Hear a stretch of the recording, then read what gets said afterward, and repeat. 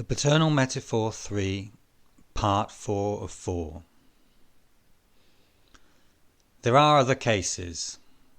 and this is the benefit of taking this approach. It shows how this can group together different cases. Cases where the father, the subject bears witness of it to you, has always remained a very distant kind of personage, from whom the messages only came via the intermediary of the mother. This is what the subject bears witness to. But in reality, analysis shows that he is far from being absent, i.e., in particular, that behind the tense relationship, very often marked by all kinds of accusations, complaints, aggressive manifestations as are expressed about the mother, who constitutes the psychoanalytical text of a homosexual,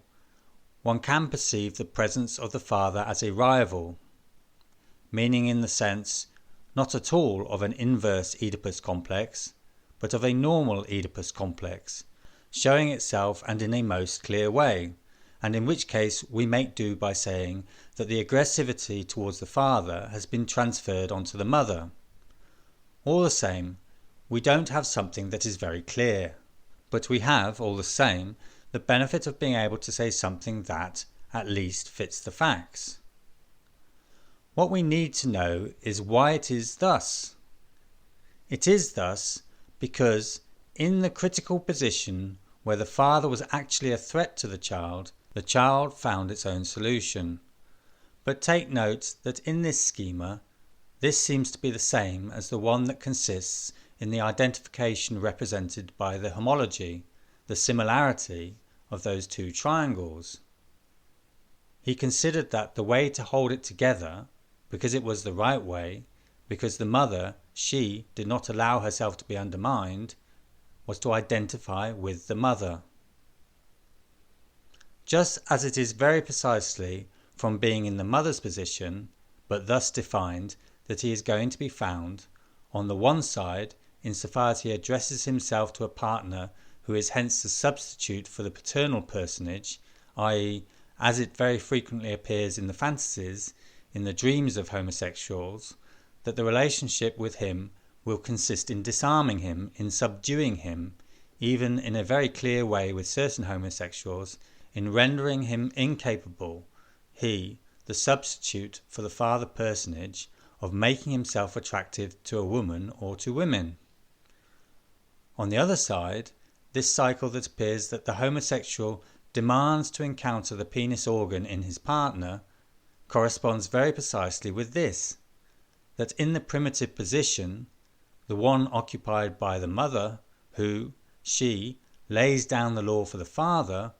what is precisely put in question, not resolved but in question, is to know whether the father really has it or does not have it. And it is very precisely this that is demanded from his partner by the homosexual, well before anything else, and in a way that overrides everything else, which is above all, after this we'll see what we can make of it, but above all, to show that he has it. I would even go further. I would go as far as to say that the dependent quality represented by the father's excessive love for the mother consists precisely in this, of which you may remember, and of which I hope you remember, for your information intentional, i.e., that to love is always to give what one does not have, and not to give what one does have. I am not going to go back over the reasons why I gave you this formula, but make sure you know it, and take it as being a key formula, like a little handrail that you can hold on to. It will lead you, even if you understand nothing about it, and it's much better that you understand nothing about it, it will lead you to the right level. To love is to give someone who themselves has or does not have what is at stake, but definitely it is to give what one does not have. To give, on the contrary, is also to give, but to give what one has. That's the difference. In any case, It's insofar as the father shows himself to be truly loving in relation to the mother that there is a suspicion of him being suspected of not having it. And it is from this angle that the mechanism comes into play. This is moreover exactly why I make this remark to you. The truths are never entirely obscure or unknown. When they are not articulated, they are at least present. I don't know to what extent you have noticed that this burning issue is never broached by analysts, even though it is at least as interesting to know if the father loves the mother as if the mother loves the father. The question is always being asked in this way. The child has had a castrating phallic mother and whatever else you want, and she had an authoritarian attitude in relation to the father, lack of love, of respect, etc. But it is very curious to observe that we never highlight the father's relation to the mother. It is precisely to the extent that we don't much know what to think about this, that on the whole it doesn't seem possible for us to be able to say anything very consistent about this subject. But let's also leave this aspect of the problem very carefully to one side, at least for today. I will very probably come back to it. Another consequence. There is also something that very frequently emerges, and which is by no means the least paradoxical aspect of analysis with homosexuals. It's something that, at first glance, seems very paradoxical in relation to the demand for a penis in the sexual partner. It emerges in the clearest way that there is something that they are scared to death of, and we are told that it is seeing the woman's organ because, for them, this implies thoughts of castration. That is perhaps true, but not in the way people think. Because what brings them to a halt in front of the woman's organ is precisely that it is supposed, in many cases that we encounter, to have absorbed the father's phallus. Hence, what is feared and scared about penetration is precisely the encounter with this phallus. There are dreams, of which I could give you examples, that are well recorded in the literature, and also very much in my own practice, where it emerges in the clearest way that at the turning point, where something about the relationship with women can begin to be articulated, which is this, where, as it happens, what surfaces in the possible encounter with the feminine vagina is very precisely a phallus that on the whole develops as such, and that represents this insurmountable thing in front of which the subject must not only come to a halt, but encounter all possible fears,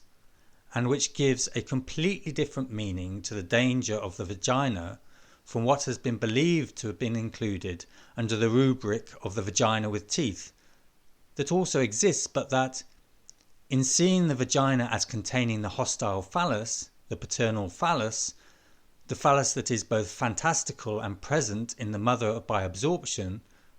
of which the mother herself possesses the true power, is precisely there in the feminine organ, thus sufficiently articulating the whole complexity of the homosexual's relations with the different terms that in some way, and precisely because here, as one could say, there is a stable situation, not at all dualistic, a fully safe situation, a situation with 3 feet, and one that is only ever envisaged as being maintained on the basis of, if I may say so, a dual relation that never in the labyrinth of homosexual positions, and hence as a result of something that is the analyst's fault, the situation never gets fully elucidated.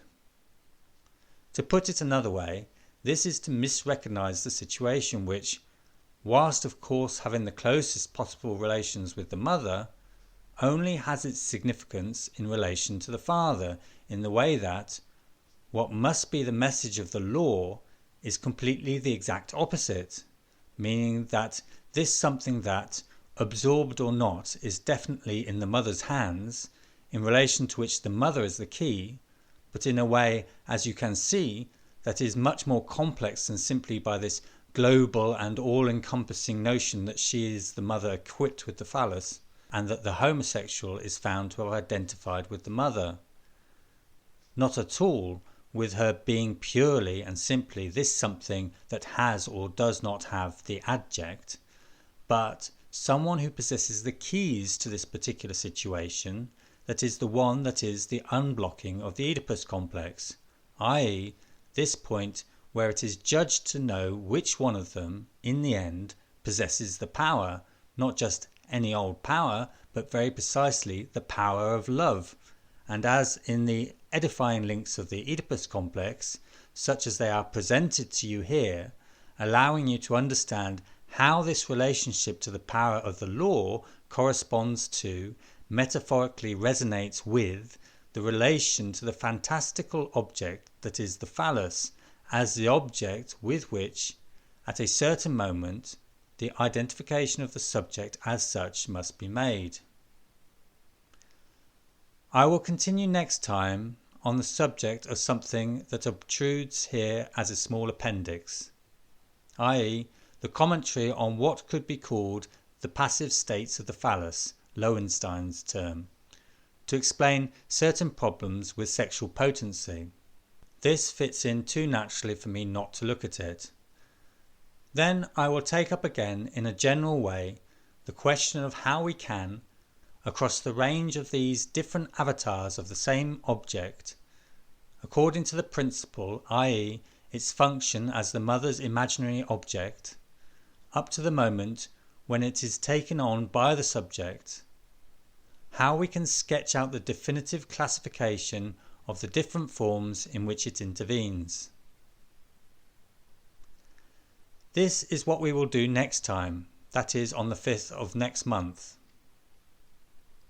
And in the session after that, on the 12th, after which I will be leaving you for a fortnight, we will draw to a conclusion what hence, correctly speaking, concerns in a way that perhaps will interest you less directly, but which I very much hold on to, the subject's relation to the phallus. I ended last term on the question of what I had discussed in relation to comedy. That was not very well absorbed when I told you that the essential thing about comedy is when the subject takes back control of the whole dialectical business and says, after all this melodramatic business, the tragedy, the conflicts between father and mother, all this is not more valuable than love. And now let's enjoy ourselves, let's join in the orgy, let's bring an end to all these conflicts. All the same, this is all done for man, for the subject. I was very shocked to have surprised some people who were outraged. I'm going to tell you a secret, it's in Hegel. On the contrary, the new thing that I will present, and what seems to me to be much more illustrative of everything that has been possible to elaborate through the diverse phenomenologies of the spirit, is that by taking this route one runs into a surprising confirmation of what we are trying to advance, i.e. the crucial aspect, for the subject and for her his development, of the imaginary identification with the phallus. And it is hence here that, on the last day of this period, I make an appointment to show you to what extent that can be applied, to what extent it is illustrative, to what extent it is stunning, for giving a key, a unique finality, a univocal explanation of the function of comedy. Precisely this phallus as fundamental function with which the subject imaginatively identifies is completely missed when it is reduced to the notion of partial object, which absolutely is not, in Freud's account, its original function. This phallus brings us back, at the same time, to something that has not altogether been understood, at least in the way that I believe I have explained it at the end of my discussion last time, meaning à la comédie. I will leave you on this theme today, to end I simply wanted to show you in which direction and along which path this complex discussion, by which I am trying to bring all the things together that we have spoken of, join and hold together.